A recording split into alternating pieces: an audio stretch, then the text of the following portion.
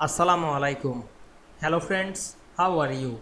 Welcome back to my another video.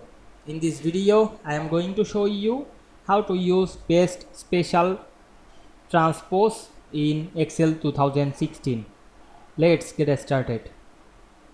At first, you have to open your Excel spreadsheet. We can see here many data to this spreadsheet. Now we want to use the paste special transpose.